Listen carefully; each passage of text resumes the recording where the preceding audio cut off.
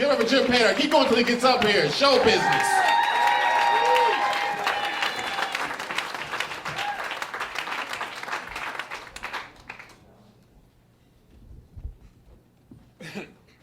So I'm a parent and also a grandparent.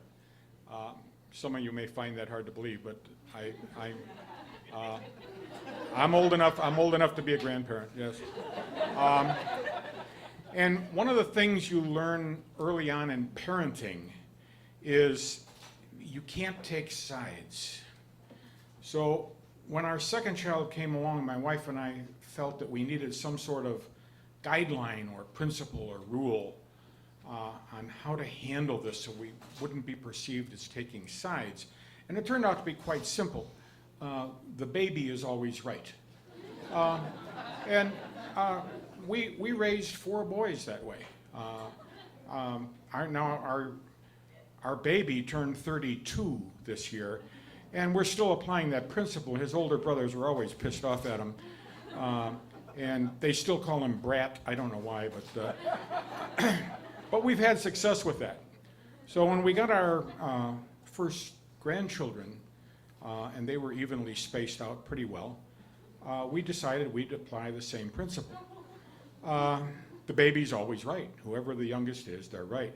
That worked fine with 2, 3, and 4, but when number 5 and 6 arrived, they were twins. Boy and a girl, born about 30 seconds apart, literally. And, well, I mean, really, they're both babies, you know.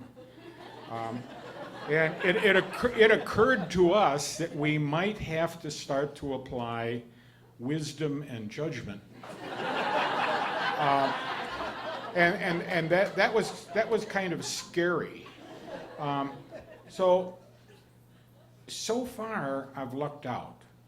About a year ago, I was in the bathroom shaving, and I just come out of a terrible shoulder surgery, and I was rubbing my hands over the scars. I had some delightful scars. Oh, they really looked great.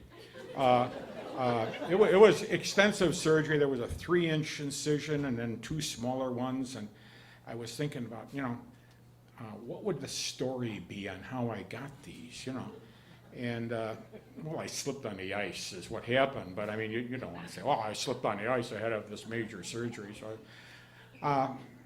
I'm a retired homicide detective, and I was looking at it, and I says, I could tell people I got shot. I had 3 incisions, a big one and 2 arthroscopic incisions, and I thought, entrance wound, exit wound. This would be a pretty good story if I should ever have to tell it.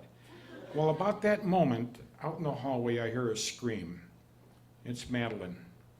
I open the door. She's standing there. She's got Mickey in her arms, and I know right away what happened. Charlie stole Minnie. So I go out into the hallway.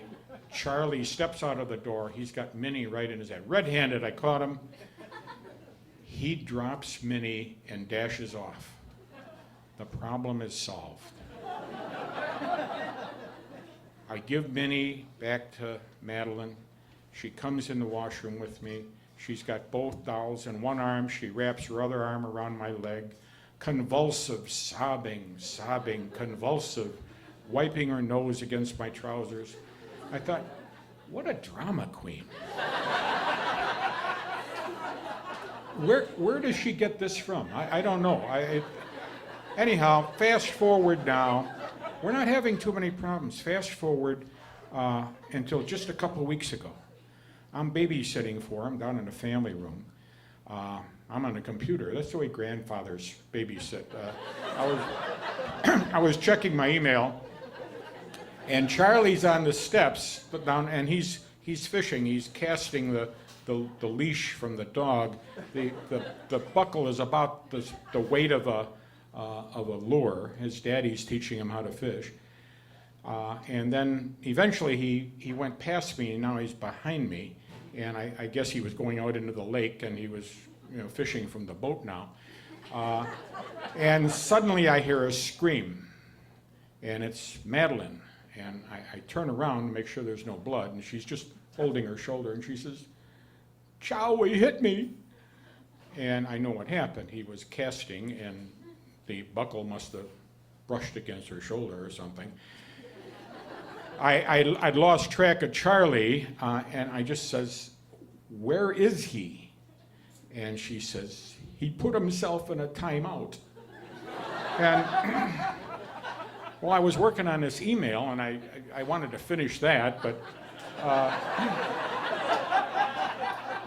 I turned around, and I said, "Where is he?" And there's a back of a lazy boy chair facing me, and he ducks his head around from the lazy boy chair, and he says, "I said I was sorry, and I put myself in a timeout." And I thought, you know what? If it keeps up like this, we may never have to do that wisdom and judgment thing. Thank you.